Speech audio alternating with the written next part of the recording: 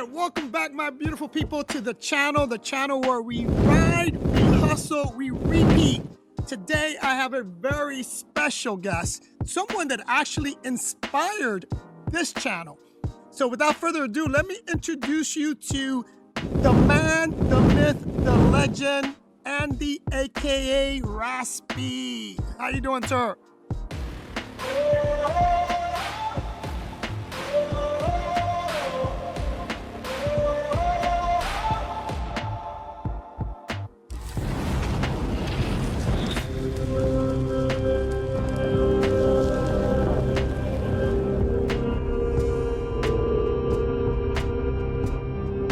Good, good. Thank you for having me on. This is exciting. It's my pleasure. It is truly my pleasure. As I mentioned, this channel started because I saw one of your channels, right? One of your videos, I mean. So let's begin and tell us who you are and what you're about for those that don't know you. Well, people know me as Raspy Rides, but my name is Andy, and I post food delivery videos, e-bike reviews, and e-bike modifications. So Randy, give us a little bit more of a background. Like, what got you started with the channel, and what got you started with e-bikes and deliveries? Okay, so there's two separate stories with food deliveries and e-bikes. I guess I'll start with e-bikes because that one's kind of a funny story. But pretty much when I was in college and living away from home and on financial aid, I just had this urge to be on two wheels. And this was a long time ago before e-bikes were popular. So I used my financial aid money and bought a motorcycle. It was like a Honda CBR 600, I believe. And when my mom found out, keep in mind, I was a kid and my mom's being a mom, you know. So when she found out, she told me that I had to get rid of it and sell it or else I can't come home. So, yeah, so I sold it, and my dream of being on two wheels kind of just got pushed to the side. And then many years later, like this is a lot of years later, but I discovered e-bikes. I was like, whoa, two wheels, motor, and you don't need a license? This sounds like something I could get into. So I did some research. Back then, the popular names were Onyx, Aerial Rider, and Super 73. That was pretty much it. So there were like tests done between Aerial Rider and Super 73s, and I pretty much went with Aerial Rider because that was a better bang for your buck back then. Super 73s looked cool, but I think the Aerial Rider was a little bit faster. So I bought my Aerial Rider, and man, I'll tell you, 33 miles per hour, it felt so fast because yeah, compared that to being on like a regular bicycle, it felt very fast. And I think when I had my CBR 600, I never went past 40 miles per hour, and that was very short-lived. There was a big time gap. So 33 miles per hour felt super fast on an e-bike. And yeah, and not too long later on, I tried keeping it stock, but eventually I had that need for speed and I had to upgrade that baby. Yeah, it's like I call it a true addiction. So before we go into modifications and all that and that bike, now, so you found your you found the love for an e-bike. Then how did you transition having an e-bike to making money on an e-bike? So it was more of a necessity thing because after college, I bounced around from like kind of different job ideas and career opportunities. And when I was in college, I had this dream about going towards a certain direction, right? And when I finally got the job of my dream, it was nothing like I expected. It just wasn't for me. And my mental state was going down the drain. So I knew I had to get out of there. And I left that job right after I got it. Maybe like I stayed maybe about like a year and a half, and I left. And I just did a part-time job for a while. And then after that, I started watching Wilster's video. And Wilster, he does food deliveries on gas bikes.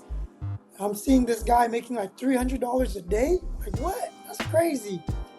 So I tried doing food deliveries, but with, my car at the time because I didn't have an e-bike yet. So I was doing food deliveries with my car. I was making pretty decent money too. And eventually, food deliveries just destroyed my car. It Yep. killed the transmission. And, I was living without a car for a little bit.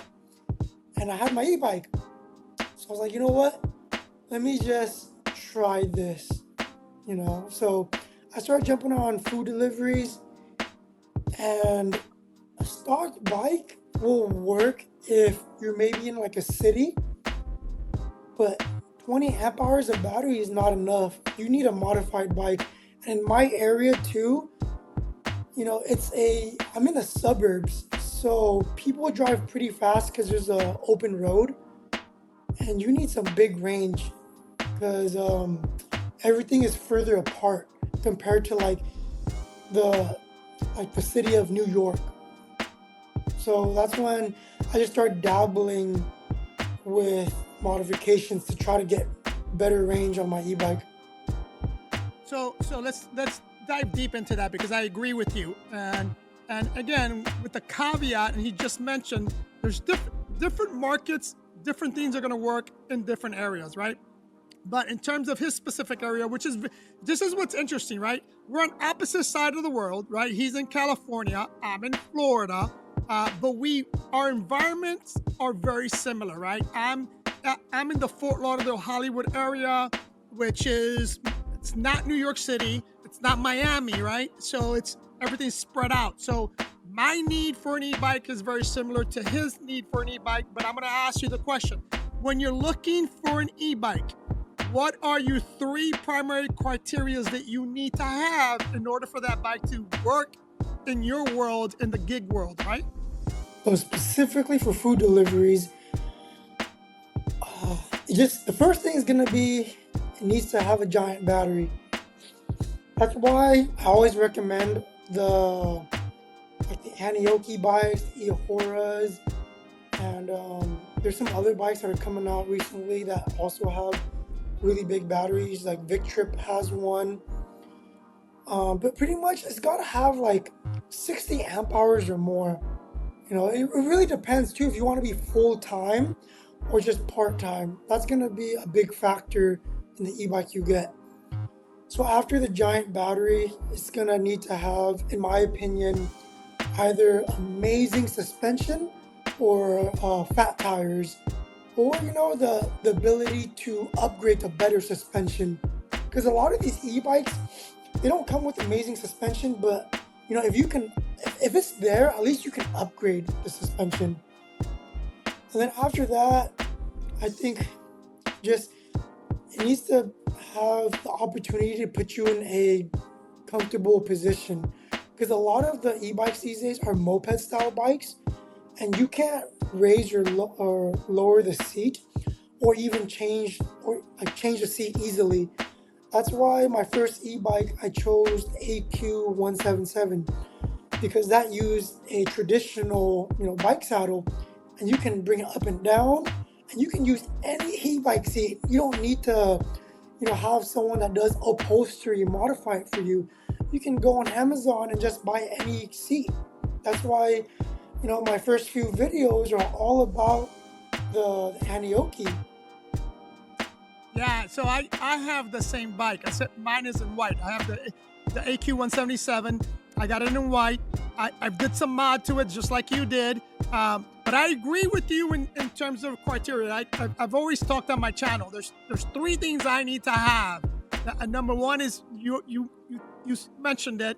It's that range. It's got to have range. Or the bike has to have the ability for me to add the range. Like I just upgraded the 2 bikes, maybe 3, but right now off the bat I'm thinking about 2. The Falcon, the Floro Falcon, I added a 60 amp battery to that. So, and the stock battery is 30 amps. So that's 90 amp hours there. And Wow. then, yeah, and then my favorite little bike, which I just recently got, just the reviews came out recently. It's the YR20. I love that tiny bike, and I just added a 60 amp battery to that bike. And here's what's interesting: that it's only a 16 amp battery on that bike.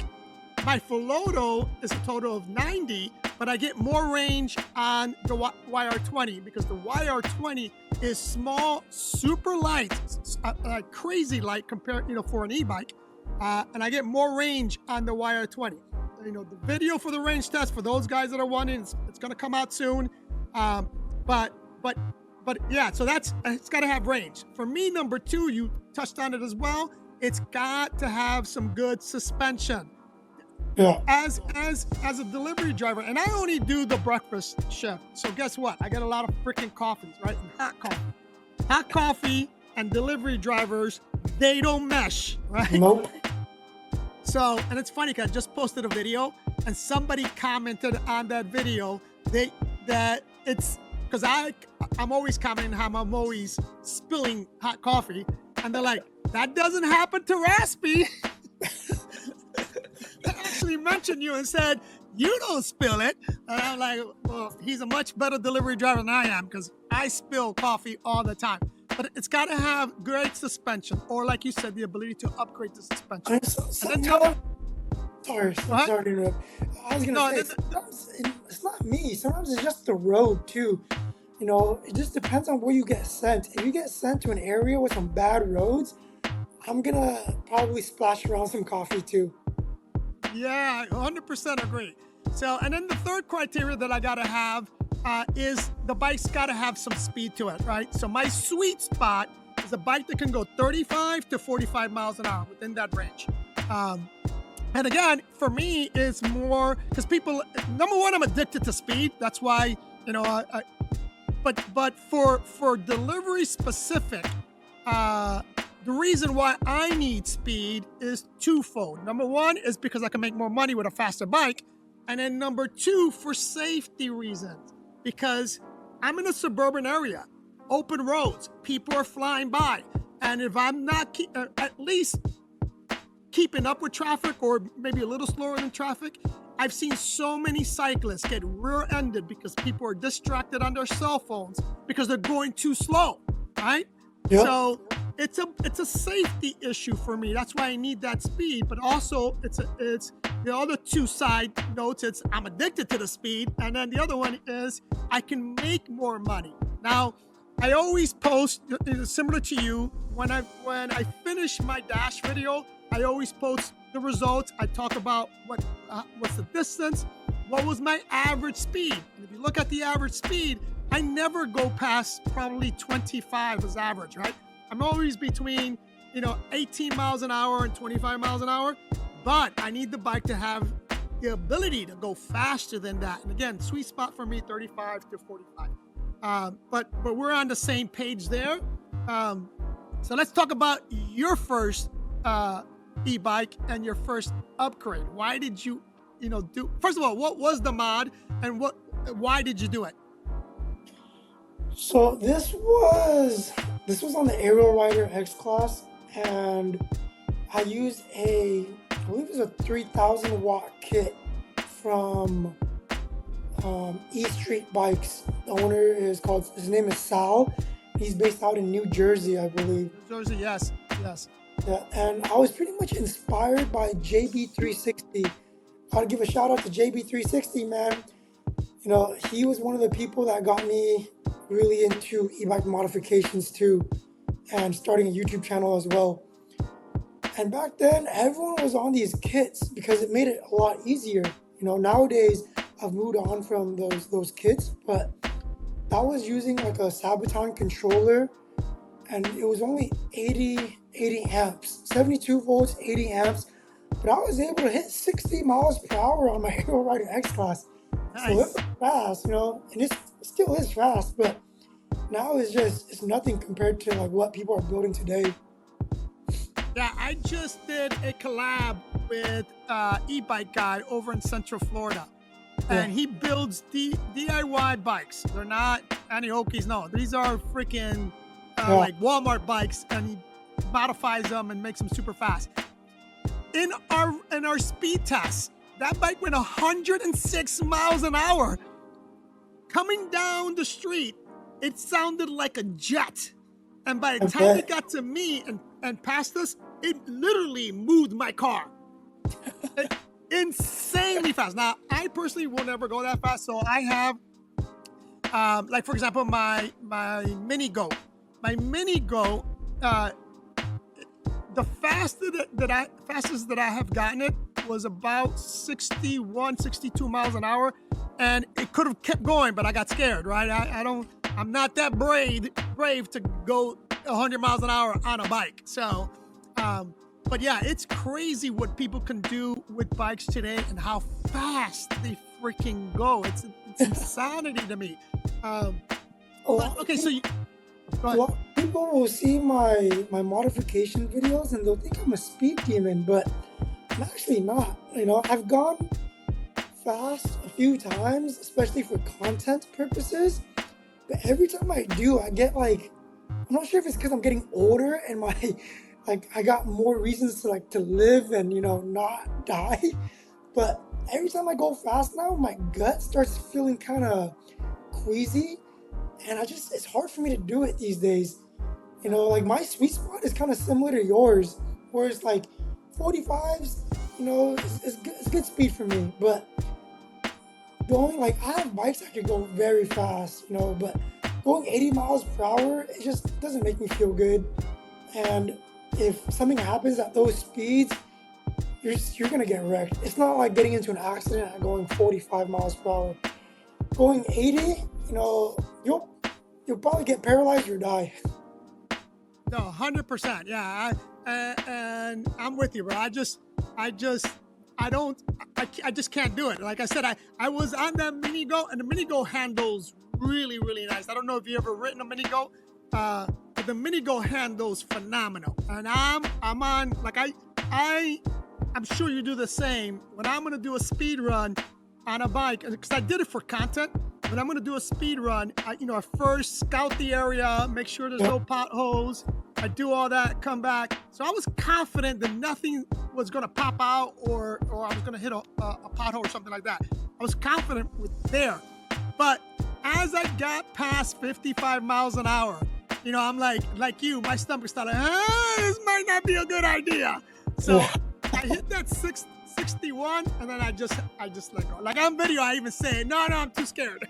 And I go and I slowed it down. But they have the capacity. Like even now, like for example, I have the Wired Scout and I have the Magician Alpha. Both, they say they have the capacity to get that high, but these are big 26 by 4-inch fat tire e-bikes that for me, they're too big. I'm not going that fast on that bike, bro. Yeah. At least the mini go, I'm already close to the ground. If I fall, I'm not smashing my head up against the ground like I would if I'm on that gigantic bike of a Wired Scout. But going back to your modification on that bike, so you're initially, am I understanding correctly? You initially did it because you wanted more speed, or what was the purpose of initially modifying that bike? What's up, Wow family? Sorry for interrupting, but as a small channel, I have a very big favor to ask. If you are liking the content and you want to support us or Andy or both, do me a favor, hit subscribe if you're not subscribed, hit the like button, comment, say hi, and tell us where you're watching from, and watch this short commercial from our sponsor, Dream Vacations and Rentals by PMI. Love you guys. Feel like I'm 10 feet tall. My turn, pass me the ball. Don't trip, no, I don't fall. That's right, I want it all. I keep on moving to the beat of my own drum. My squad be killing it, you know we get it done. Yeah, you know we got that. Yeah, you know we got that power. Yeah, you know we got that. Yeah, you know we got that power. I got the power. I got the power. We going up, we doing anything. flying? Hey, flying is awesome. You guys gotta try this. I think during that time, I was still kind of chasing after that. So back then, I kind of was an adrenaline junkie. And I did like speed a lot because I was a little bit younger. And I was just trying to get that itch, from not having a motorcycle out of the way. So I did modify it because I wanted more speed, just to feel like a motorcycle. Okay, cool. It And was my loophole in a sense because, my mom and right now my wife, back then she wasn't my wife, but my mom and my wife both did not want me to have a motorcycle. And, in my culture, you don't want to piss your mom off because, you got like a strong family presence. yeah. No, I'm with you. My coach, you're Filipino, right? I'm Chinese with Cambodian background. Okay, Chinese Cambodians. So I'm Puerto Rican. We have the mother, she is the head of the house. Yeah. What she says goes, I'm 56 years old. My mother will still take out her chocolate and smack me with it, Yeah. So I fully understand where you're coming from, and at the end of the day, especially with your wife, a happy wife is a happy life. So, you don't want her worrying unnecessarily and want to keep her happy. So I fully understand there. So let's switch gears a little. Oh, okay. So you did that modifications. I have two more questions on mods. Today, if you were, do you feel that in today's market, you still need to do mods on bikes, or it's not necessary anymore because you have like the Anioki A8 or the Anioki 9, or like the wired bikes, they already come with enough speed, enough power. Do you feel that that you personally will continue to do mods, or you're doing them less and less? I would do it less and less. I don't think there's much as a need for it now, but there are times when you do need to modify because there's nothing on the market that hits what you want. Like a lot of the fast bikes these days are dual motor, and personally for my, like for what I want, I'd rather have one large powerful motor in the rear than two smaller motors. That's a dual motor bike. I just like one big strong motor in the rear. It's just easier maintenance, less can go wrong. It's easier to change the tires when it comes time to that. So there are certain times when there is still a need to modify too. Like I don't think there is any e-bike that has a huge battery that is a step through with one rear motor that could hit 45, 50 miles per hour. There might be like one or two, but I don't really think there is any. Like I think the Onyx, the CTY, that's kind of can do that, but the battery is not big enough for my taste. Well, the wired bike, the wired Scout, the Magician Alpha, those are two step-throughs but they have two batteries. They have a single motor, but they have two batteries, and I get enough range on them. For example, on the wired Scout, while dashing, because I wanna. Are those one motors or two motors? One motor. Oh, okay. Yeah, they're both one motor. And I want to preface what I'm about to say on conditions, right? Because riding conditions vary, which varies the range, right? But the way I ride it and the way I test and I do my bike reviews, I do them while dashing because it mimics real world environments. And even if you're not dashing, if you're using your bike to run errands, you're still going to have that same stop and go. You're not always going to go balls to the wall. So in a real world environment, on the wired Scout and the Magician, I'm getting decent range. I'm getting between 40 and 50 mile ranges on that stock batteries and the single motor, and they're fast as shit, man. The wired Scout and the Magician, super fast. super powerful. In fact, the Wired Scout, in my opinion, is too powerful.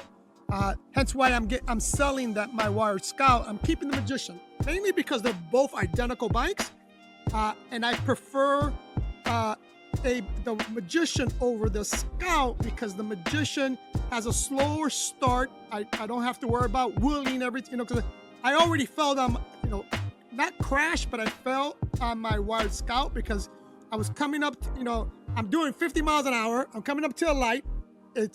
I'm slowing, I'm braking, almost came to complete stop. The light changes green, and I forget that I'm on pedal assist 5, and I hit that throttle. Yeah. I fell back. I'm like, damn, because I forgot. It's a very powerful bike.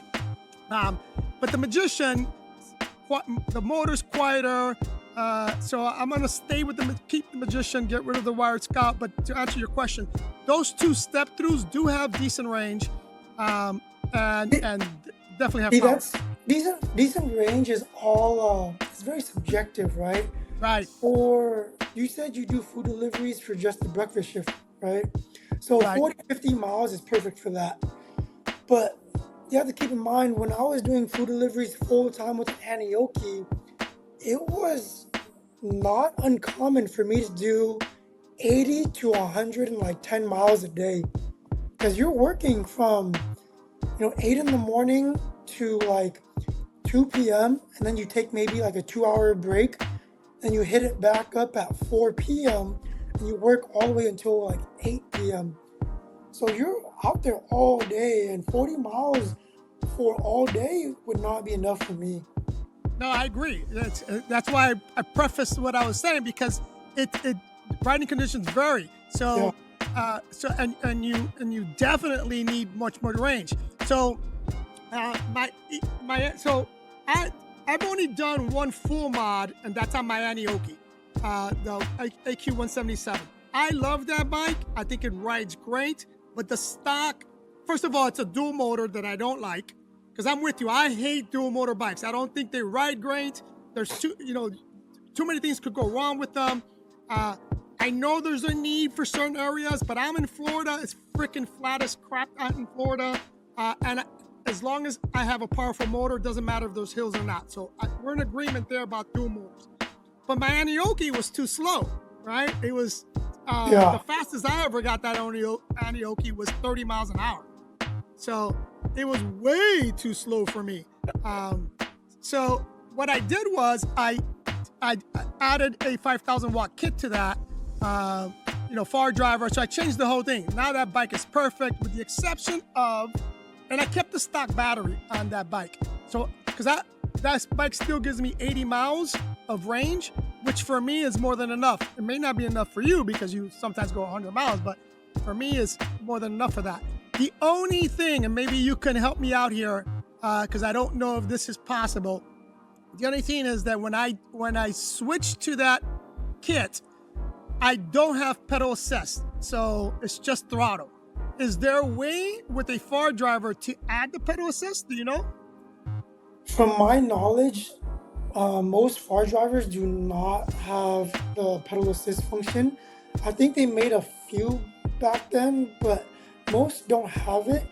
And that's going to be because you have to keep in mind that far drivers are not new. Far drivers have been used widely in Asia, but it's mainly for like scooters and motorcycles, like electric scooters and motorcycles. So there's not going to be a need for pedal assist. So the pedal assist, you would have to use like a different controller. Yep.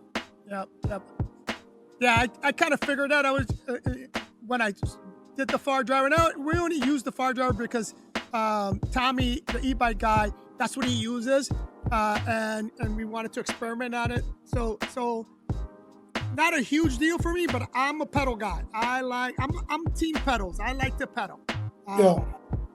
So but now with my Anioki, it's just full throttle. My range is crazy, especially if I keep it in mode 2. Man, I got endless range. That's pretty amazing. A lot of people don't know that. I've talked about this to other people before, where there's a guy, I think his name is Clark, on the Anioki Facebook groups, and he might be one of the administrators on there, or the moderators. But he's done tests with the stock battery, and he's pulled up to 90 amps from what I know. When Tommy and I were talking, that was the first thing. I'm like, listen, I wanted the bike just to go about 40 miles an hour. I didn't want it to go much faster. So we said, hey, we'll keep the stock battery, we'll play it, we'll see what happens. Now, keep in mind, it's Florida, it's flat, and I'm a light rider. I'm 5'7", 150 pounds, so I'm super light. Tommy got on it, and Tommy's 6'5", maybe, and he only got like 51, 52 miles an hour on the bike. So I got substantially more when I got on the bike, and I did that test run on that bike. So going back to the question of the range, 100%, it's just going to depend on your need for more than 40 or more than 80. Depends on how you do it. Again, I only dash the morning shift. 40 miles an hour. 40 mile range is more than enough for me. Although obviously I want more, right? So like my motor goat that has 80 amp hours, I get 80 miles on that. My mini goat, same thing, 80 plus miles on it. The YR20, believe it or not, I got 100 miles on that, and that's a 48 volt, 60 amp hour battery. Now, I did it very conservative, right? Pedaling, because I'm team pedal, so I did a lot of pedaling. The bike's super light. I'm a light rider. It gave me a lot of, super impressed with that bike. Gave me a lot of range on a modified battery, because we had, I don't know if you know Kevin Dono over at Northeast Battery Systems. I've heard of him, yeah. Yeah, so he built the battery for my Filoto Falcon, and he built the battery for my YR20. Phenomenal batteries, really impressed with them. And then Tommy built a 48 volt 60 amp battery for my Move Cam bike, and I don't get as much range on that Move Cam. I think I get 50. I think we just did a range test, and I think it was 50 miles on it. But still, 50 miles is good for me compared to the stock batteries that I was only getting 30 miles on. Yeah, because the original question was about if there's a need to modify bikes anymore. Right. And range is one of them, but the whole thing is, if you're normal people and just like everyday normal riding, there's probably not a need to modify these days because there's so many options. But there is still some need to modify if there's something very specific you want that's just not on the market.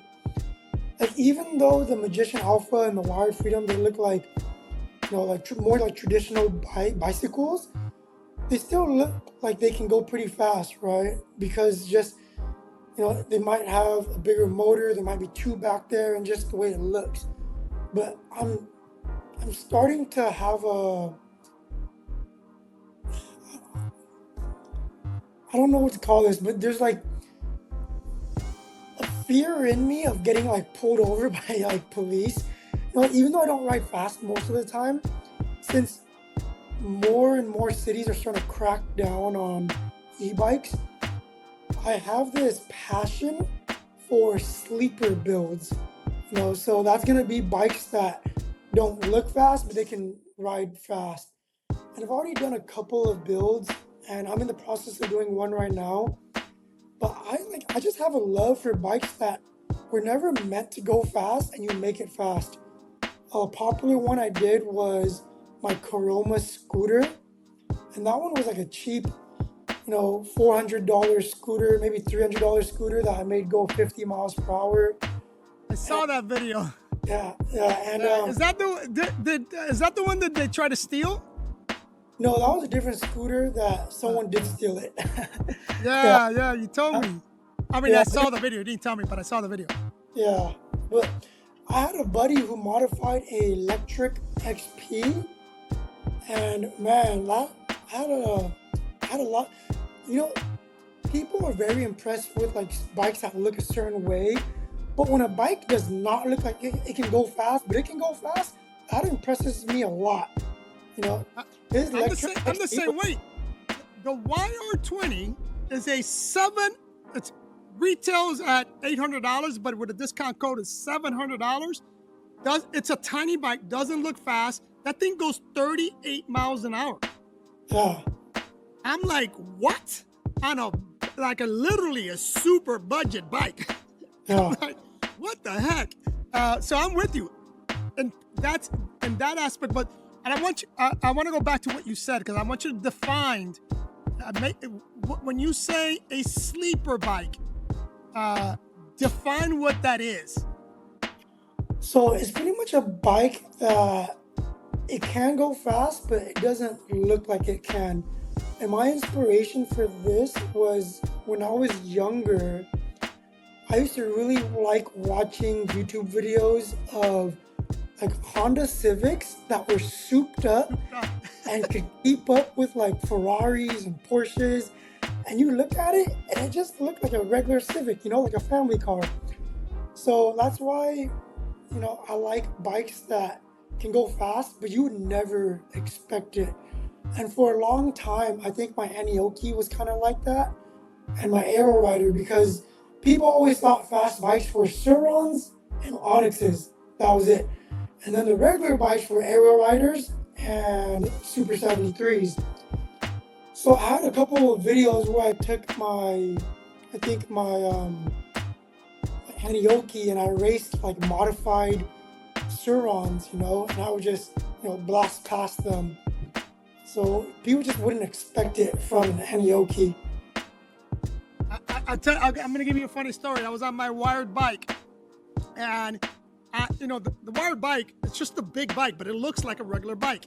And I'm doing 55 miles an hour pedaling, and I get this kid on a motorcycle, on a Kawasaki, pull up next to me. And he goes, like, he's signaling at his speedometer.